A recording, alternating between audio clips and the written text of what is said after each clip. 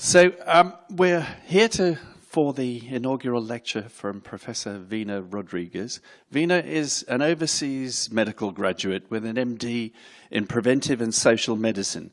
She worked as a clinical academic, first at the Goa Medical College and later at the medical school in Manipal, South India. In 1994, Veena received a scholarship to complete an MPhil in epidemiology at the University of Cambridge. She then joined the Institute of Cancer Research in Sutton, Surrey, and as a medical epidemiologist in their cancer screening evaluation unit. Veena completed her speciality training in public health medicine, working across St George's Medical School, London, and the East Surrey Health Authority, transferring to Norfolk in 2002. She became a public health consultant in late 2002, working across Norwich Primary Care Trust and the Norwich Medical School. And in 2008, Veena became a senior lecturer in public health and an honorary consultant at Norfolk Primary Care Trust. After several years spent working across service and academic public health, the NHS reorganisation in 2013 led to her employment becoming fully based at the Norwich Medical School. So here you are now. So up to the present time, becoming up to date. So Veena is now the head of the Medical Education Department, the course director of the UEA MClinEd programme, and the faculty lead for online learning. She's an accredited supervisor within the East of England Public Health Speciality Training Programme and chairs the UK network of public health educators in medical schools. She's also a fellow of the Academy of Medical Educators and a senior fellow of the Higher Education Academy.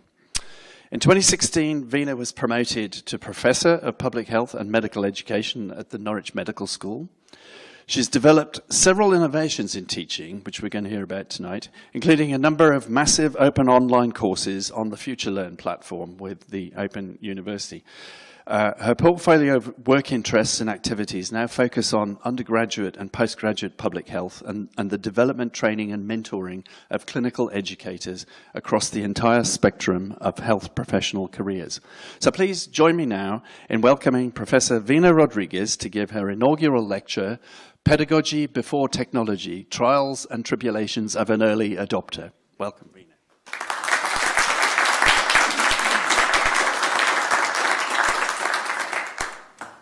Thank you for that lovely introduction, Dylan. And thank you all for coming here today. I have a special thank you for all those who are watching on the live stream, especially those who are outside the UK. And I know a large number of them are watching. So it's a pleasure to be here and a real privilege to be able to give this talk to you today. So thank you all for coming. I want to start by going back to my roots. I grew up in Goa, a tiny state on the southwest coast of India. I'm not sure how well anybody knows it, but it's a really popular tourist spot for UK people. So you might have been there, in fact. Anyway, so I studied at Manovikas, a school whose name roughly translates to development of the mind. And that it definitely did. I think I learned to really work hard, to aim high, with the freedom to be really creative and to think big. The school really gave me a great foundation to build on. So after my schooling, I decided to do medicine, and I studied at the Goa Medical College, which is one of the oldest medical schools in Southeast Asia. When I graduated, I decided to join the public health specialty, which was called preventive and social medicine in those days. And I completed my residency in that specialty and also obtained an MD in it. But it wasn't, at that time, my choice of career was a combination of several factors.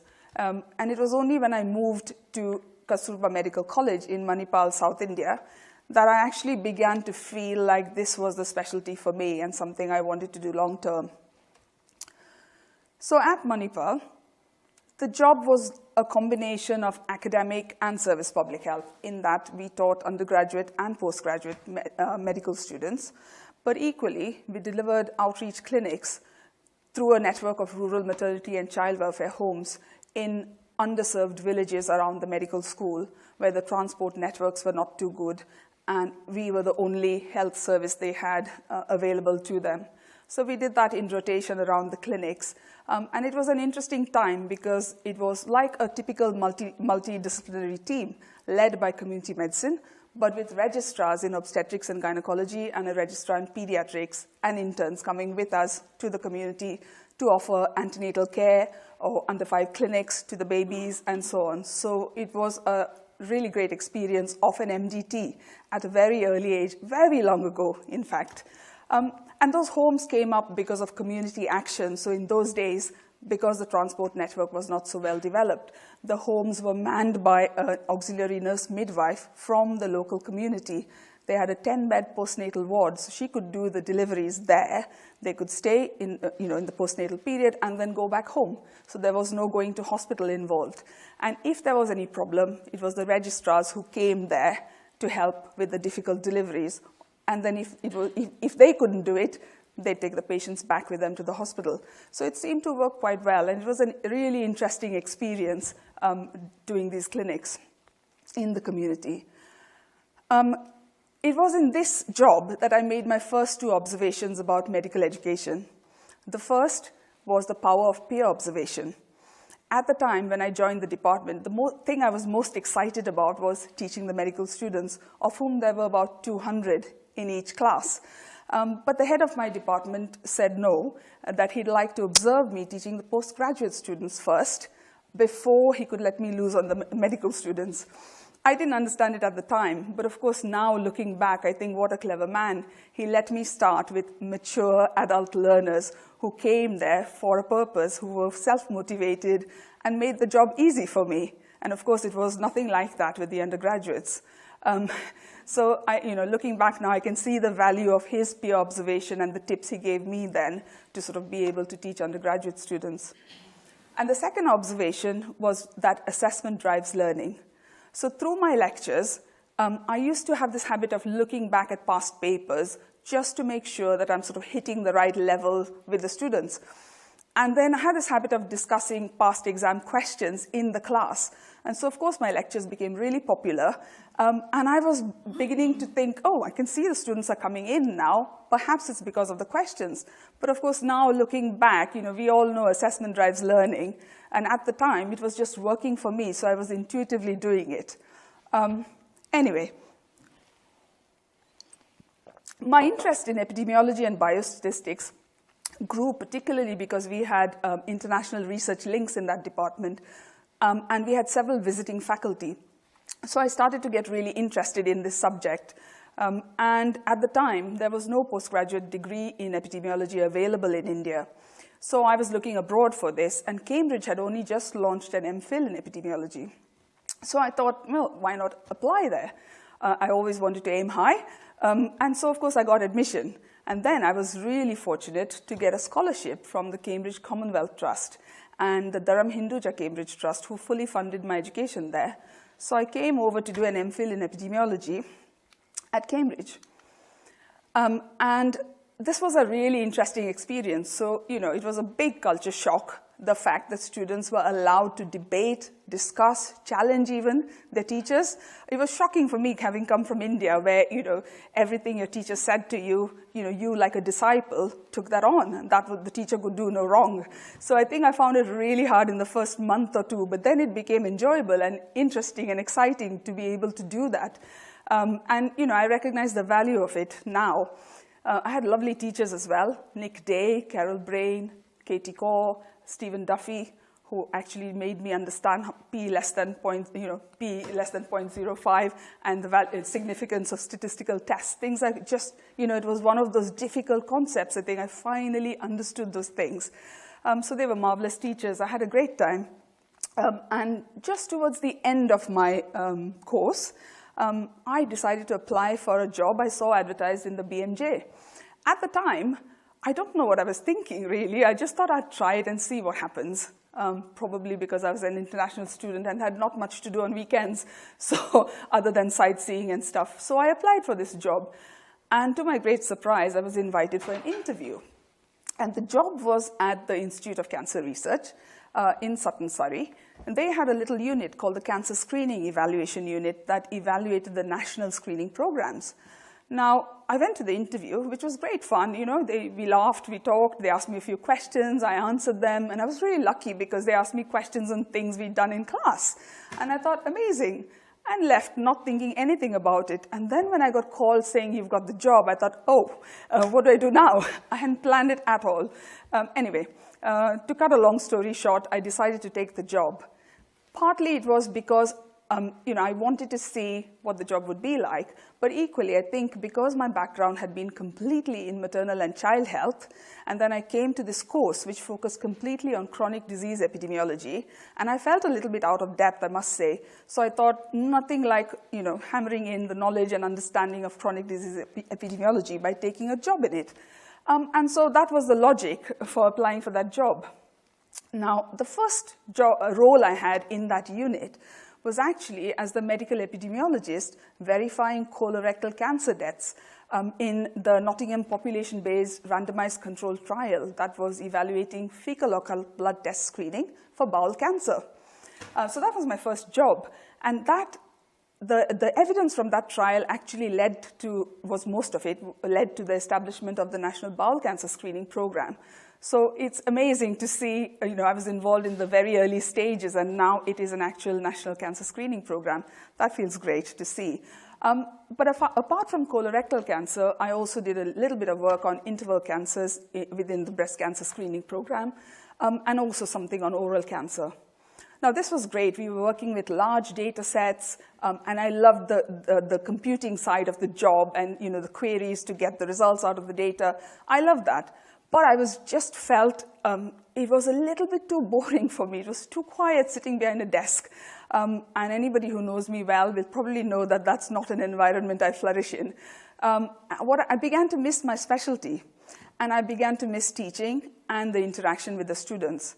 So I tried organizing little teaching sessions for my colleagues. But even that got a bit boring after some time.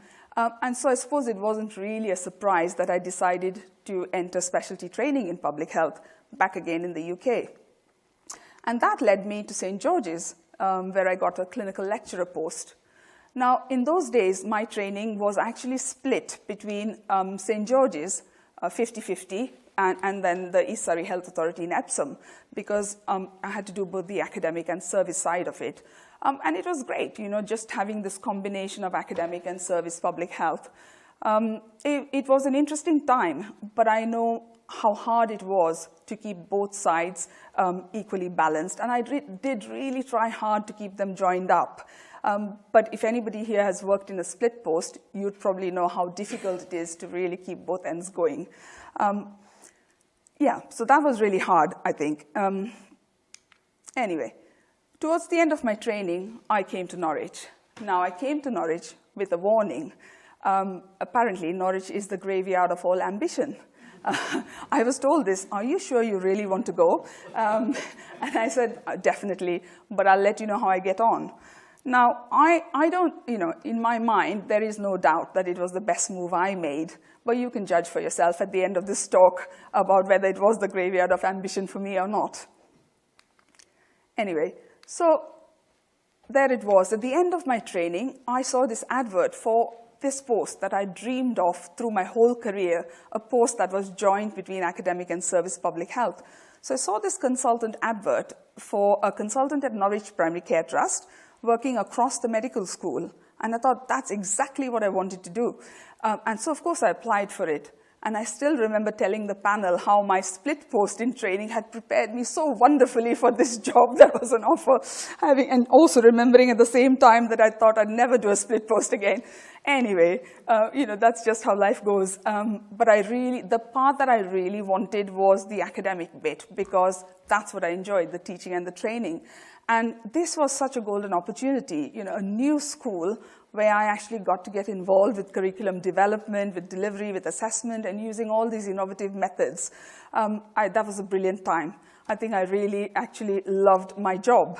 And across Norwich PCT and Norwich Medical School, trying to keep both halves joined up, what I enjoyed, I think, was applying academic rigor to policy development and to public health advice to commissioning at the PCT, but equally being able to bring those examples from my own practice into my academic teaching. And so I think the topics, the examples were topical, but equally I think I was able to demonstrate real clinical relevance to the medical students because they were topical contemporary examples. And I quite enjoyed that role, and in fact what I enjoyed most was I felt like I was bridging that gap between academic and service public health, because typically people are either one or the other. And I thought I had this interesting mix of both. You know, you might be honorary at one end and kind of not really be based there, but I was actually 50% in each job. So it was, you know, a nice time. I had a very interesting, you know, multiple roles and things to do. And I started getting interested in medical education as a discipline. And this was largely because of Sam Leinster, who's been a great mentor to me over the past few years. And then I started doing the MClinEd degree. And when I completed that MClinEd degree, I remember thinking at that time that it felt completely like 2 full-time jobs, you know, at either end. And I suppose the upside of that was that I became a master juggler, learning to keep several balls up at the same time. Anyway, moving on. So this is me now. That last reorganization, and we had many of those actually in my public health career in this country. Every time there was a reorganization, it felt a bit like musical chairs. Public health had to move somewhere else, and the chairs kept getting taken off, so there were less and less chairs and less public health people in service public health. And that's how it feels today to me. Anyway, so I became a full-time academic, and so my role largely is as a medical educator, working mostly across the MBBS and the MClinEd program at the medical school, and holding several senior leadership roles, but also I think as you know, still a public health specialist, working across academic public health and a little bit with the NHS, giving careers advice to medical students, but also supervising public health trainees within our training program. They keep me on my toes, but I love it. I see myself as an early adopter of technology. I like trying new things, but also a lifelong learner because, you know, these days you've got to keep your skills sharp. And then I like doing faculty development. I run a lot of courses on the FutureLearn platform and other face-to-face courses. And my passion is mentoring junior medical educators.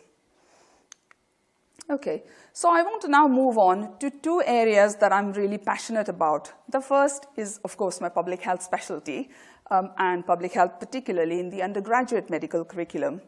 I think the drive to seed public health into the minds of medical students, that's what really gets me going, because I think they actually need that to be able to graduate feeling empowered and feeling like they can be advocates for their patients, because only then will they be able to actually change the health needs of the community that they serve, because they are really powerful as advocates. And it's just getting students to realize that, and that's the thing I love. So if we can do a little bit of that for every medical student, that's great, and I hope some of them will join the specialty. But I can't expect, you know, much as I'd love to, I can't expect all of them to want to do public health.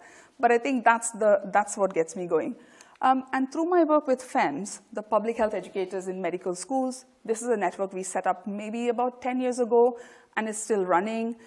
It's a group of public health leads in every medical school in the UK. We meet each year, we share best practice, we peer support each other, we mentor the new educators who join the network. And you know, with them, we've done lots of interesting work in public health in the medical curriculum. Now, although many national organizations have been talking about strengthening public health or the need to strengthen public health in the medical curriculum, you know, because of all the demographic changes on the horizon and everything like that, we know that there are several challenges that public health faces in medical schools. So unlike the clinical specialties, you know, there are hardly any opportunities to do placements for public health. And so how would medical students know what public health looks like or feels like? How would they know whether they wanted to study it if they don't get a chance to do a placement in it? The other thing is, you know, public health is and is not in assessments, depending on which school you are in. And if assessment drives learning, why would students want to study public health if it's not in their assessments? You know, is it not not important enough to assess? You know, the mind boggles. Anyway, and of course, the poor profile of the specialty among medical students. So, you know, instead of looking at these just as challenges, perhaps it's an opportunity for us to reshape how we think and how we deliver public health in medical schools. So if there aren't placements, could we just organize at least voluntary placements, maybe with local authorities, the voluntary sector, offer them more student-selected components in things like global health, health inequalities, topics that students love, and to include it in assessments. What better way, I think, than to demonstrate that it is clinically relevant? And if we can do that, then that's a bona fide way to bring it into assessment, isn't it? So that's how I see it, at least. And poor profile, a good role model or two won't hurt. And some faculty development, I think, to have inspiring, passionate teachers who can teach the subject. It is a difficult subject to teach. And so we have to recognize faculty development is important. So connecting the clinical skills and experiences of students to their socio-political and environmental context and giving them a broader understanding of their professional role in society, I think not only enriches the MBBS course, but actually has better outcomes and produces fit-for-purpose graduates. Now, in 2014, FEMS collaborated with the Faculty of Public Health to develop this consensus curriculum for medical schools. What we did was we used the GMC's learning outcomes for public health. We looked at possible curricular content, and then we started to look at processes and resources that were needed to deliver and assess it in that way. And we provided several examples of best practice so that schools had a document to work to and had a practical idea of how to make it happen. And so we think for the first time, actually, we tried to make this something that we could help all the schools to use and for the GMC to use for their visits as well, something to measure against. And so FEMS has done a lot of work like this in sort of extending, I think, and publicizing, activities related to student assessment, teaching, and also engagement of students. And I think FEMS has been at the forefront of publishing and sort of extending the scholarship of public health education in the general medical education circles, which is a tough act. Anyway, moving on then. This is my other passion. So this is the second topic I wanted to talk to you about today, and you'll recognize some people here. So if you think of medical education as a discipline, again, so many challenges, and this is what you hear all the time. Why does everybody have to teach? They are rubbish at it. Can we not have the good ones teaching? So there's a variable interest in teaching. People have variable opportunities to develop themselves. And if you look at medical education careers pathways, there isn't one. It's just, people come into it by accident, some by design, and others by just, because there's nobody else to do it. So they have to do it. And we recognize all these pressures. Anyway, in 2012, the GMC came out with this new guidance, which was for the first time saying that we have to have systems in place to recognize and approve all supervisors of postgraduate medical trainees. Now, it's not that they didn't have supervisors before, but for the first time, we had to have a system for recognizing and approving these trainers to do that job. So at that time, I remember thinking, bigger picture-wise, suddenly just felt like there were so many opportunities. We know that all doctors are expected to teach. We know that because the GMC's always said that. We know that all trainees now need supervisors. And we now know that supervisors need training. So what better way, that was a brilliant opportunity at the time. And I kept thinking, here's an opportunity for us to introduce something in, maybe from MBBS right up to the consultant level. And so I started thinking about developing careers in medical education. Now, at that time, there was a new kid on the block in education. So massive open online courses had arrived.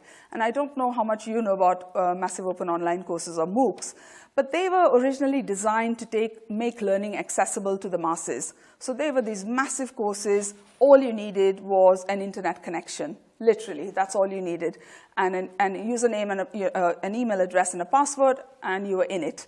And there were hundreds of MOOCs to choose from, so many subjects. They were open access. I could do it at my own pace, nobody chasing me to submit things.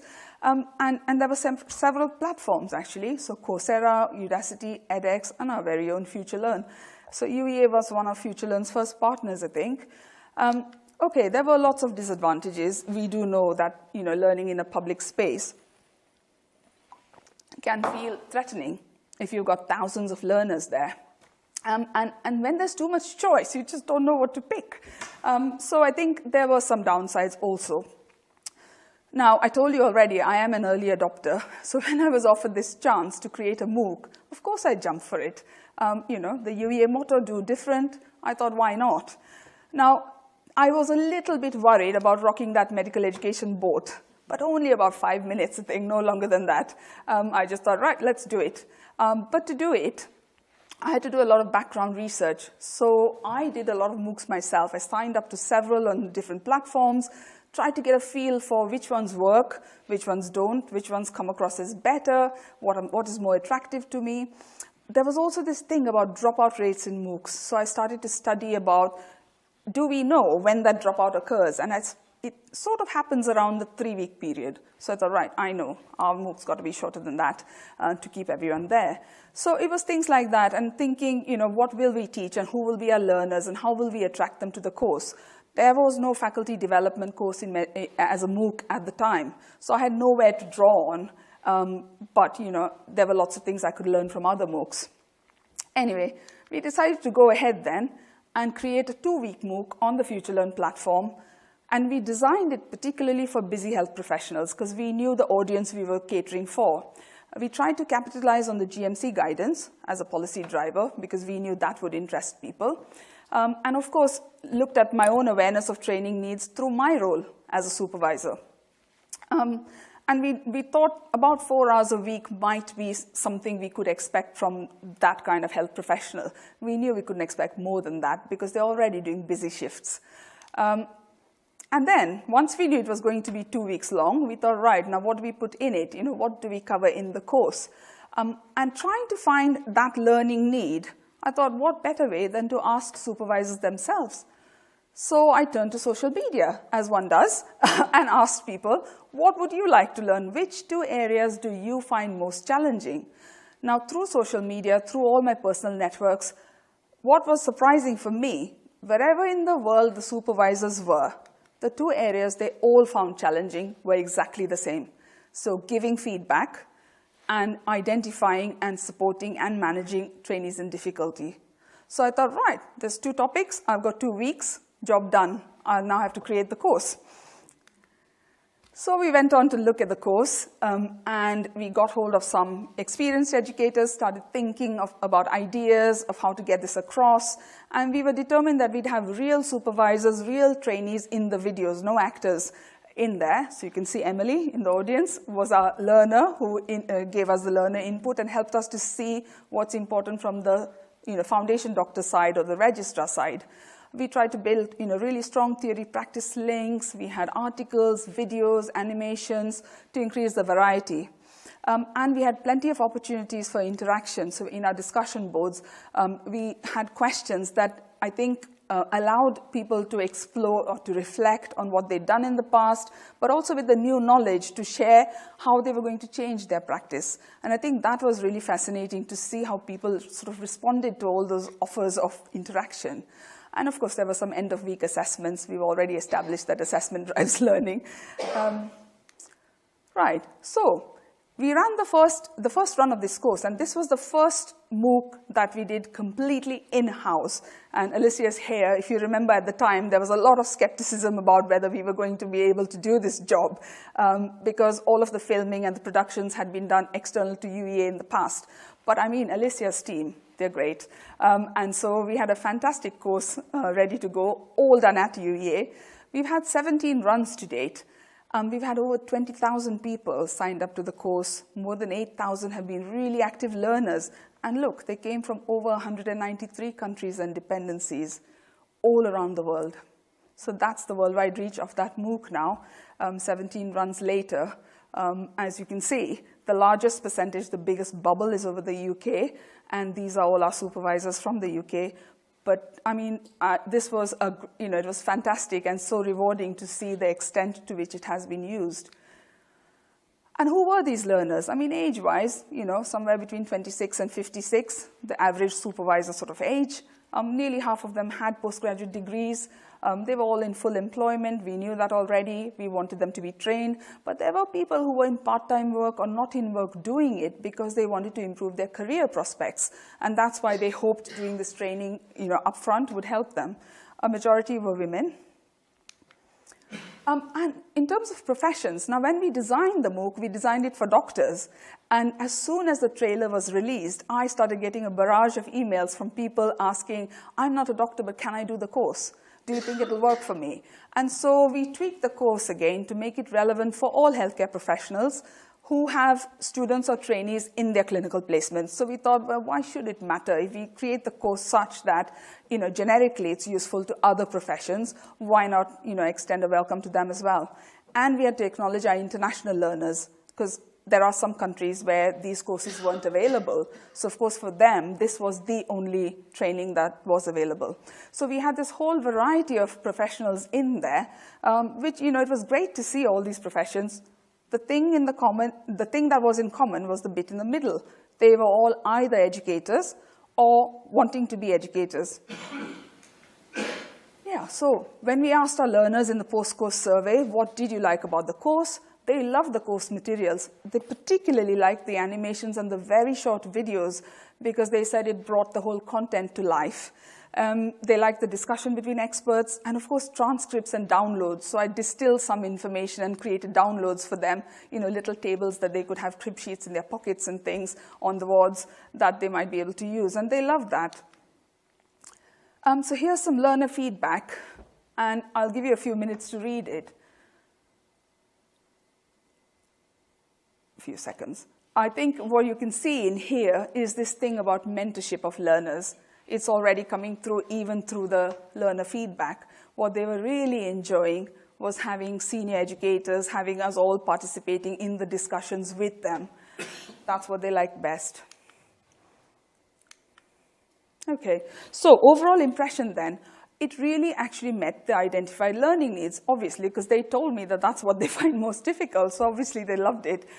It suited their busy lifestyles, and the thing about the Future Learn courses is it's built in steps. And if you have small steps that you can accomplish at the end of a busy shift, that's actually what our learners were doing. They said they didn't mind doing it because they had small steps to complete. So each day, at the end of a busy shift, they were cooking, putting their kids to bed, telling us that they were going to come back and do a couple of steps on the MOOC. And this is what they enjoyed, that they could actually do it from their mobiles, from their couches, from their beds, wherever they were waiting at the bus stop. They actually told us that they found really useful because it was in tiny bite-sized steps that they could complete as and when they were available or free to do it.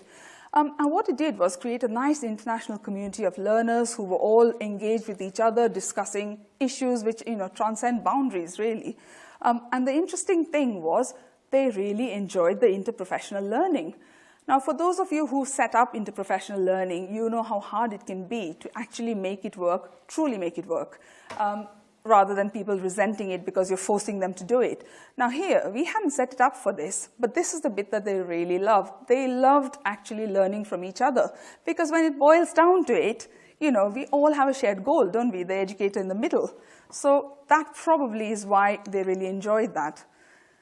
Now, over the various runs of the MOOC, I was tracking what was happening in terms of the MOOC. And in those days, looking at those bars, social learners, they're learners who interact with other people, who like comments or who post comments on the discussion board and so on, and completers, those who've completed the course. Every time the social learning proportion went up, the completers went up. And when social learning dropped, completion rates dropped. So I started wondering whether there was any relationship with social learning and completion rates. And I mean, if you look at literature, educational literature, there's a lot of literature and educational theory supporting that sort of shared learning, social learning, building online communities of practice, the ability to learn, for junior educators to sort of have their hands held by more senior educators and explaining things to them. And the shared goal, which is the learner in the center, it's common to all professions. So, probably it does help, and it does, social learning does help complete a course. Now, I'm an epidemiologist, and I know that you can't judge by aggregate data. Of course, we need to look at data at an individual level, perhaps, and look at whether social learners are more likely to be completers, or whether completers are more likely to be social learners. But that's work for another day.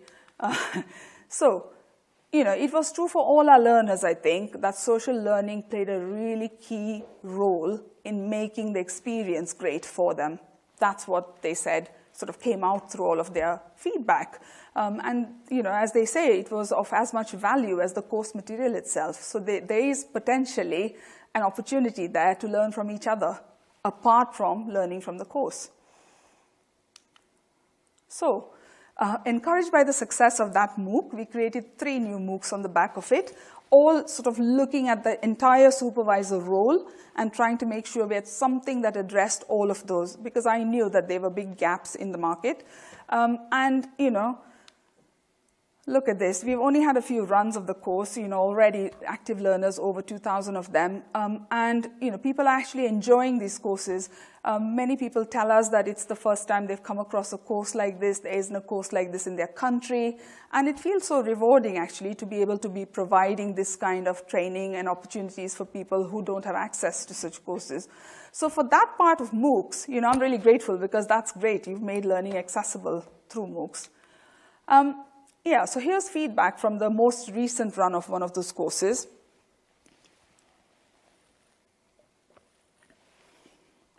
As you can see, it is really overwhelming, and I think when I read the feedback from the learners, it's really gratifying to see that the hard work you've put in to making that course actually makes it all worthwhile, and it feels like it has worked so well. So, not happy with just doing my own little courses. Last year, we had another big initiative in 2017. I led, supported and mentored really a whole group of educators, some of whom are in the audience. And we created a whole lot of new courses on the FutureLearn platform. And it wasn't just creating them on the FutureLearn platform that was the useful thing. It was upskilling people into creating online learning. But equally, I think giving them the opportunity to use those skills in teaching students here. Our normal day-to-day teaching job. And I think that has helped everybody to do that. All our courses probably are better for having done all of this work. Yes, we had our problems. Nothing like this is easy. It was a massive task with a tight deadline, but we got there in the end. And actually, it has been a benefit for all of us, I think, to learn from what we've done, even if it was to learn what not to do next time. And I think we really could not have done this without the help of Alicia McConnell and her lovely Center for Technology Enhanced Learning, Stephen Amis, all of the other learning technologists and learning designers who helped us really to make learning accessible to the learners. And that's what I enjoy most about working with CTEL. It is this ability that they have. I give them the content, some ideas, and then they make it happen. And it's like magic when it works. Everyone loves the animations. We keep playing them over and over again in every course I do. And people always come up to me afterwards and say, that was great. How did you do that? I didn't. They did. Anyway, but yeah, thank you. That was really a lot of hard work for the department, but they did a good job. So what next? I think we are definitely going to do some qualitative and quantitative analysis of the data sets. We've got masses of data and not enough time. So I need to do some data analysis. We are going to do a follow-up study of learners. And then what I'd really like to do is create a MOOC to online master's pathway. Now, just imagine you have a busy learner who can only do bite-sized courses, as they've done for my courses. Why don't we have bite-sized courses that they can complete, put together, progress to an online module, and then progress to an online PG certificate, and with no time at all, they'll be doing an online master's. I think we need to think about this a little bit more. So it's not that MOOCs were expected, well, people expected MOOCs to bring people to the campus. My view is that MOOCs cater to a completely different learner. They are the learners who have no geographical boundaries or who don't fit within those boundaries, who don't want to sit on a bench or a campus seat. They want to do it online. That's why they're doing MOOCs. And so I think we've got to be able to have an online learning component for them to come into. Because when we have looked at it, the footfall coming from the MOOC into our online courses, when we had a failed trial some years ago, has been great. So, I still hope, I really hope we can do this. There are some universities that already offer nano degrees, online programs, and so on. maybe we could do this. Really, let me try it. Anyway, I've said enough. So from the online courses, everything we learned has been used time and time again in my face-to-face training. So at the time, within the public health training program, we did some supervisor development, and then that spread. We did it in the local acute trusts, then the mental health care trust, and very soon we are just going to, in May, we are going to launch a Health Education England-funded supervisor training project here at UEA. So it's been brilliant that we've been able to bring all those experiences and draw on them and offer them to our face-to-face training courses. And I think we use the resources as well. So, anything we created in an online environment is repurposed in our face-to-face courses. So thereby, you're making a lot of use, and it's much more efficient.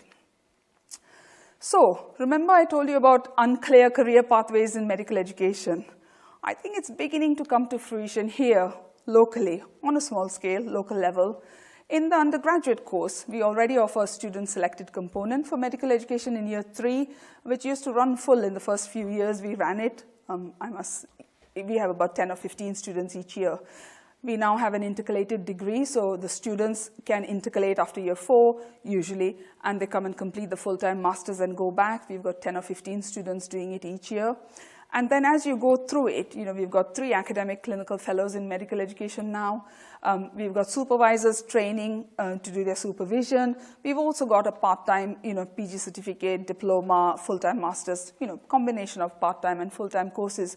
So there is actually everything, there's something available along that entire career pathway. The missing link, which was the foundation year 2 post, I don't know if you can see that. Oh, maybe you can see it there. It's the Medical Education Foundation Year 2 posts. Next year, we are going to be getting 8 candidates to do PG Cert in ClinEd from FY2. So, there'll be 4 in Kings Lynn and 4 at Ipswich Hospital. So that missing link even sort of has been completed. So I feel I feel grateful that with all of these efforts of various people, we have been able to have, at least at the local level, an opportunity for anybody who's interested in developing a career in medical education. And what about my own career? That's what it looks like, starting off as a medical student a very long time ago, and sort of at the other end, professor, but still lifelong learner. And I think I'll always stay like that, a lifelong learner, but that's, I think that's the same for all of us, isn't it? Now, it looks lovely and smooth. I can tell you for sure it was anything but that. This is how it felt like most of the time, every time I got somewhere, 2 steps forward, 5 steps back, that kind of thing. And these snakes have lovely, friendly faces. So big difference, I think. Sorry, couldn't help making that joke. So to recap then, career aspirations-wise, where did I start? I actually remember wanting to be a teacher at the age of 5 to 6 years old. I had fabulous role models in my school, and there was a particular teacher I thought when I grow up, I am going to be like her. So I remember clearly this teacher in my primary school always wanted to teach. Then in high school, I think I realized quite quickly that I needed to be in a caring profession because I like helping others and doing all these lovely things. And I thought, right, that's what I'm going to be. I am going to be a medic. And then fast forward, I have done other things in between. But look, I'm a teacher and a public health doctor. So I've been fortunate, actually, to be able to combine my first 2 ambitions all those years ago and still stay with them to the very end. So it feels great that I've been able to sort of keep to that, to what I aspired towards. So I wanted to give some advice to budding medical educators now. Get as much experience as you can. It is a craft. You learn as you go on, put the effort in, and you will get the results. So get as much experience. You don't stop learning. Really, you don't stop learning. Expand your educator toolbox. Every time you go to some good lecture, you see something good, put that in your toolbox. Keep those tricks up your sleeve. I still learn when I do peer observation, always pinching other people's ideas. When they work, why not, So expand your toolbox. Make education learner-centered. It's all about the learner. You're just there to facilitate the learning. It's the learner who's important, not you, really. Reflective practice, practice makes perfect. We know that. Think about what works, what doesn't, and evaluate all your educational activities. So if things aren't working, you can change. persevere, develop resilience. I mean, I can't emphasize this enough, honestly. Nothing in life is ever smooth, and not, definitely not a career in medical education. It is tough, but persevere, you will get there in the end. Identify a good mentor. Use their expertise wisely. Never underestimate the value of a mentor. Find somebody you respect, you want to learn from, and use their expertise. I'm sure they'll be really willing to help. I mean, who doesn't want to, mentor juniors? And be prepared to be a lifelong learner. We know that now. You just have to be lifelong because, things change, technology changes. You have to keep abreast of all of it, and so be prepared for that. And above all, pedagogy before technology. Remember that. So it's time for me to say thank you. And I'm really grateful to so many people, friends, family, colleagues, students, and all the lovely folk who have helped me to get to where I am today. I don't think I could have done it without your help. So I am very grateful to everybody. Thank you so much. And I really need to make a special mention of two people, my daughters, Sancha and Naida, neither of whom could be here today. They've assured me they're watching the live stream, so I hope they are. Anyway, so Naida and Sancha, if you're watching, you've often actually been on the wrong side of my work-life balance. For that, I'm sorry. But I hope I've been a good role model to you, in the end. And thank you for all your support over the years. Thank you, everybody. Thank you so much.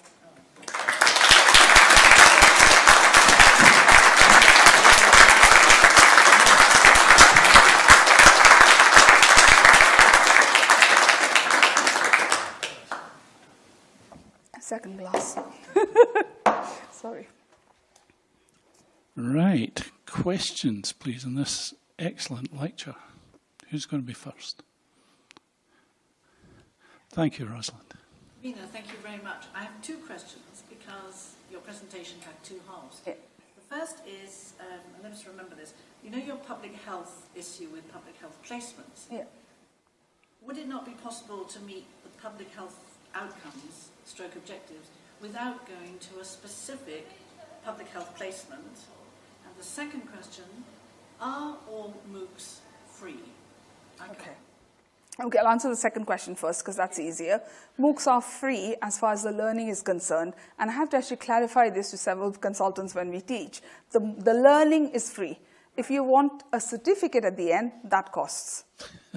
Now, for most people who are learning for fun or even learning for CPD purposes, we don't have to submit certificates anymore. We have to reflect on whatever you've learned. So it works. But if you want the certificate, and some people have said, well, why would you do the course if you didn't want a certificate? And I think because you wanted to learn? No. So anyway, so that answers your question, I think. The first question about public health outcomes, I mean, it depends on what you're looking for. I suppose you can meet public health learning outcomes. You've got to be clever about looking at other sessions. So for example, heart disease, I can sneak in some slides on prevention. We can talk about smoking cessation, stuff like that. So we have tried to do that with our clinical colleagues. But you see, for students to know whether it is the specialty they want to to sort of think about careers in, how would they know if they didn't do a placement in it or get a feel for what it's like to work in public health? That would be difficult, I think. So there are some number of outcomes I think you can meet with joint working across other specialties, but there are other things that you probably can't. And those are the ones where you might organize voluntary placements or have opportunities like that. So we've got loads of interest here in public health, and we try really hard to work with our service public health colleagues to see whether we can send them on placements, even if it's a week or 2 weeks, to see whether they can get a feel for that. So just to do a taster in the subject. And then in the electives, that's another opportunity to send students to public health placements. The reason I ask that is that it's such an important agenda and looks like it's going to be even more important in the next 5 years. And speaking selfishly, for the non-medical professions, the only way those disciplines are going to get a real grasp of public health is to look at the principles and the concepts and implement and apply those in any area they're working in. Yeah, and that's why I was talking about seeding public health into the minds of the clinicians. And that's the thing, if they graduate from medical school having some idea of public health, I think, you know, that bigger picture, population health, it takes time, doesn't it? It requires some maturity of thinking. I think it needs some years of clinical practice till you start sort of forming that bigger picture in your mind. And that does happen. But, you know, you ask a third-year student about being an advocate for public health, and they think, what? No. You know, but that's what they will be eventually. Whatever specialty they choose, they will be an advocate for their patients. It's just very early in their career for them to recognize it. So I think if you start seeding it in a small way in their minds, there's some chance that one day they'll wake up and think, oh, I remember what they said. You know, there are loads of people who meet us now, even about research methods, what they hate, you know, the thing they hate most in medical school, I think, or find most challenging. They say now to me, you know, I wish I'd paid more attention in school. God knows when I really need it. You know, so it's one of those things they realize eventually. Okay. Other questions? Good. Thank you, Veena. I thought that was very inspiring. And I was thinking about your motto, Pedagogy before technology, which seems to imply that there are certain users of technology that could actually interfere with learning rather than help. And I was wondering if you can expand a little bit on what these dangers could be. Yeah, I think the first thing, the reason I say this is first you've got to think about, you know, what is it you're seeking to deliver, or what is the problem, or is there a problem even? And then you can use technology sometimes to fix the problem, but sometimes technology can be the problem. I think you can't rely heavily on technology to deliver your message. You've got to think about the pedagogy. What is it you're trying to teach? What's the best way to teach it? And can we then use technology to enhance that? I think that is the thing. And there are some things technology can do that you can't do. So things like, you know, using audience response systems, things like that, where you get students completely engaged. You're using that to engage the students. I could ask the students questions, but they don't all answer. So this is something you can use to actually boost that up. But you're first thinking about, I want interaction with my students. That's the pedagogy. And then you're thinking, how can I do it? And then you use technology to make it even better. So I think that's what I'm trying to say. So think of the pedagogy clearly. You know, what is it you're going to teach? What's the best way to teach it? How do you make them engaged and happy learners? And then also assessment. And then use technology to sort of bring that all together, to facilitate it, to extend it, that kind of thing. Yeah. Suzanne. Thank you. I'd like to know, in the feedback that the students put online, if you are not kind of dipping in as a tutor or educator, do you think it matters? Can they sort of you know, communicate and learn as much, or do you feel it's important? Yeah, Alicia's nodding here. You know, when we first started the MOOC, they used to keep saying, oh, you look at your learners, they're happily discussing things among themselves. Why do you feel the need to be on the discussion boards all the time? I think when you set up a new course, you want to be there because you want to check that it's all working. The thing to do, I think, is to set it up in such a way that they can all work with each other. So it's the, you know, it's the way you tweak those discussion board questions, the way you set up your, you know, the sort of steps in the MOOC or any course that makes them discuss with each other. So rather than forcing, saying, discuss it with at least 2 other people, I think if you frame the questions such that people are drawing on their experience in the light of what they've learned, you get lots of discussion. Who doesn't like to talk about themselves? You know, they keep telling us about all those wonderful times they've tried it and it's gone so badly, and you know what they'll do differently this time, stuff like that. So I think once I was sure that the courses were working smoothly and the learners were actually happily discussing with each other, I think I felt, okay, maybe I can look the other way for 5 minutes. Nothing happened. You know, the discussion boards flourished, everyone was happy. There was only one run, Emily's probably noticed, where we had one comment saying, haven't seen the educators on the discussion boards. And I thought, oh, that was that week when I had, you know, zillions of things happening at the same time. And these days, because I've got 4 courses which run 4 times a year. If Stephen doesn't remind me my course is running, you know, I can forget quite easily. But when I remember, I do always make an effort to go to the discussion boards because that's what they like. They love the mentorship. You know, they like the learners interacting with them, with the educators. They like that sort of having the educator there. Nothing goes wrong. And sometimes they will answer questions and they'll wait till I come in to check, confirm, she said, you know, that kind of thing. And it's rewarding for me. But also, I think the courses are set up so they can really run on their own pretty much. Really, that's how they're engineered. So, Veena, can I ask, Yes. how often have you had to go in and review the course and change the courses? Yeah. Obviously, you've had a lot of feedback, Yeah. which looks like it's going to be beneficial. Yeah. But how often have you then said, OK, we need to go in and Yeah. start changing this? It's such a short course. That's true. I think the only tweaks we've really made is when we found links that were broken. That's really the most common thing, and it's not so often either. And the learners are quick to tell us that link's not working, and then a quick message to CTEL, and somebody changes it, and done. So they're happy with that. And sometimes some resources that I'd cited, because they have to be all open access resources, are no longer available, and then I have to quickly look for something else. But in the main, I think we've never had negative feedback to the point where we've ever had to change anything. In fact, the only negative feedback, couple of things. One was the charges for the certificate that somebody didn't like, and the other time was when somebody said the course was too easy. So I had a little sort of discussion with them saying, well, what were you expecting? They said, well, I've got a master's in the subject. This is way too easy. And I thought, well, this is not for you. Clearly, you've got a master's degree. You shouldn't be on this course.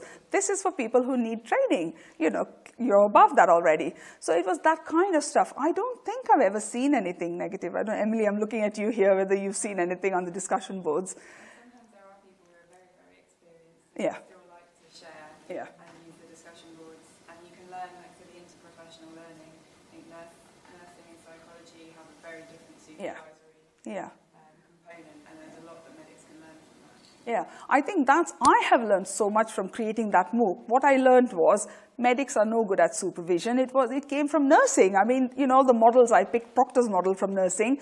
Medics are looking at me and thinking, what, models of supervision? No idea. So that's what we had to sort of talk to them about. Giving feedback. Everybody thought, oh, well, we just give feedback. There are models for giving feedback? Hang on a minute, I didn't know there were models for giving feedback. So I learned so much in trying to create this course for others. And I think I've been pleasantly surprised that so far we've only had minor tweaks, you know, when other healthcare professionals said, please, can we do your MOOC? It looks like it'll be interesting.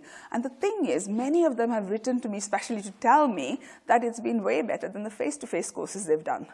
I can't, you know, that's just, for me, that's great to hear feedback for educators, but they do, you know, people email me all the time and tell me this. It's great to find a course like this. Had no idea that these courses are available. I'm the first woman surgeon in my country, a head of department, and I had no idea. Thank you for the course. You know, it just feels nice that in countries where they don't have training like this, they've been able to access it. But it's been equally well used. I think it's now on the recommended training list for many of the deaneries, what used to be deaneries in this country, definitely. So it's a go-to place for supervisor training.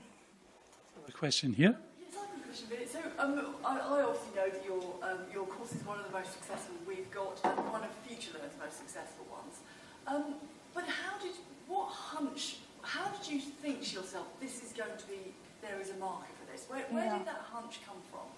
I think when I first started it, it was my own knowledge as a supervisor, things that are lacking, you know, that we know we could do. But I think it was the temptation of creating a MOOC more than anything. If you remember going back, there was the attempt to create UEA Health Online. And it was offered to me as an opportunity to publicize an online module I was going to create for clinical supervisors. Now, it came the wrong way around because the module hadn't been created yet, and yet this was going to advertise it. So I thought, well, I've got a clean slate. What do I start with? So they gave me those two topics, and because they came from the learners, I knew that that was a gap. I knew this from my own experience. But of course, the module never took off, but this course did. So, you know, things have a weird way of working, haven't they? So that's what I meant by trials and tribulations. You know, I made it sound all successful. No, there were some other things that I didn't tell you about that didn't work. We tried, they didn't work for various reasons. Not my fault, mostly. Mostly not my fault. Anyway. Any other questions? No? There's one there. I'll take this as the last question. Well, first of all, so I'm an economist here, and the preamble to my question is that I strongly believe that you shouldn't celebrate your ability as a medical educator, but as an educator who wanted to engage with other disciplines, with other way of teaching. And this is my thank you to you, because I learned a lot of you, despite the fact that I don't teach anything related to medicine whatsoever. And this is great. So my question is related to this, and is a genuine, curious, not leading question. what do you think medical education can teach to other disciplines? What do you do better than us? And what do you think, what do you envy to other disciplines? Yeah. Do you think they craft it better than what medical education actually does? You're not allowed to say everything. I know.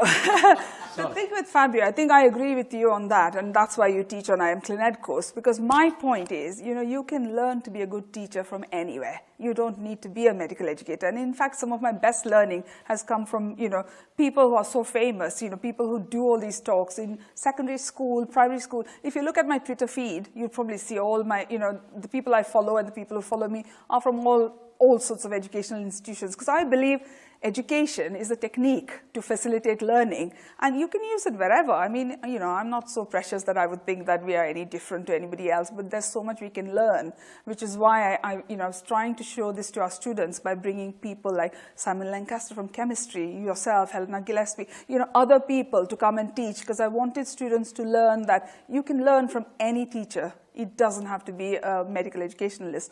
What do we do better or differently?